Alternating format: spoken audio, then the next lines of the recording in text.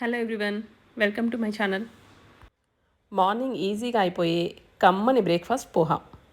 అది ఎలా చేయాలో ఈ వీడియోలో చూపిస్తాను. 2.5 కప్పుల దొడ్డట్టుకులని ఒక బౌల్లో వేసుకొని ఒకసారి బాగా కడిగేసి వాటర్ అన్నీ వంపేసి పక్కన పెట్టేసుకోండి. ఇప్పుడు స్టవ్ వెలిగించి ఒక బౌల్ పెట్టి దాంట్లో 2-3 స్పూన్ల వరకు ఆయిల్ వేసుకోండి. ఆయిల్ బాగా హీట్ అయిన తర్వాత 1 స్పూన్ ఆవాలు వేసుకోవాలి. 1 స్పూన్ జీలకర్ర వేసుకోవాలి. ఆవాలు జీలకర్ర బాగా ఫ్రై అయిన తర్వాత 4 టేబుల్ స్పూన్ల పల్లీలు వేసుకోవాలి. పల్లీలని కలుపుతూ ఫ్రై చేసుకోండి. పల్లీలు సగం వరకు వేగిన తర్వాత 2 స్పూన్ల పెసరపప్పు వేసుకోండి. మీకు నచ్చితే మినపప్పు కూడా వేసుకుంటే చాలా బాగుంటుంది. పల్లీలు పప్పులు దోరగా వేయించుకోవాలి. ఇవి వేగిన తర్వాత 6 నుండి 7 వరకు మిర్చీలని చిన్నగా కట్ చేసుకొని వేసుకోండి. నేను తీసుకున్న మిర్చీలు అస్సలు కారం లేవు, అందుకని ఒక 2-3 ఎక్కువగా వేశాను నేను. మిర్చి వేగుతుండగానే ఒక రెబ్బ కరివేపాకుని చిన్నగా కట్ చేసుకొని వేసుకోండి. కరివేపాకు వేసాక ఒకసారి కలుపుకోండి.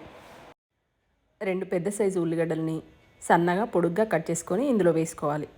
దీంట్లో ఉల్లిగడ్డలు ఎంత ఎక్కువగా ఉంటే పోహా అంత టేస్ట్గా ఉంటుంది. ఉల్లిగడ్డ ముక్కల్ని కలుపుతూ ఫ్రై చేసుకోండి. సగం వరకు ఫ్రై అయిన తర్వాత 1 స్పూను అల్లం వెల్లుల్లి పేస్ట్ వేసుకోవాలి. అల్లం వెల్లుల్లి పేస్ట్ మంచి స్మెల్ వచ్చేదాకా కలుపుతూ వేగనివ్వండి.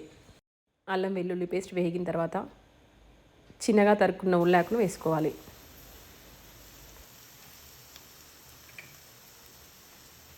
ఇవన్నీ వేగుతుండగా ఒక పెద్ద సైజు టమాటాని చిన్న ముక్కలు చేసుకొని వేసుకోండి. టమాటాలు కొద్దిగా వేగిన తర్వాత ఒక 1/2 స్పూన్ వరకు పసుపు వేసుకోవాలి. పసుపు పచ్చివాసన పోయేదాకా ఫ్రై చేసుకోండి.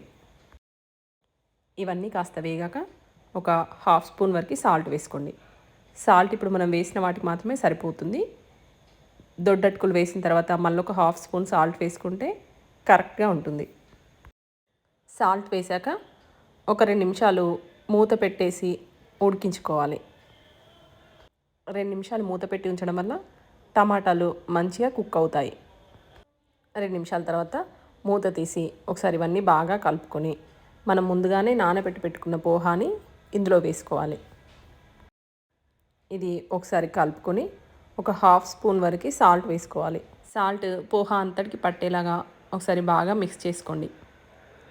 దీంట్లో ఒక పెద్ద సైజు నిమ్మకాయని రసం పిండి కలుపుకోవాలి. నిమ్మరసం పిండడం వల్ల పోహాకి మంచి టేస్ట్ వస్తుంది. నిమ్మరసం కలిసేలాగా ఒకసారి కలుపుకొని మూత పెట్టి ఒక 2-3 నిమిషాలు ఉడికించుకోండి.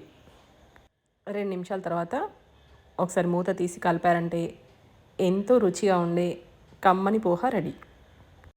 ఈ వీడియో మీకు నచ్చితే తప్పకుండా లైక్ చేయండి, కామెంట్ చేయండి, మీ ఫ్రెండ్స్ అండ్ ఫ్యామిలీతో షేర్ చేసుకోండి. మరిన్ని మంచి వీడియోస్ కోసం నా ఛానల్ని సబ్స్క్రైబ్ చేసుకోండి. Thanks for watching.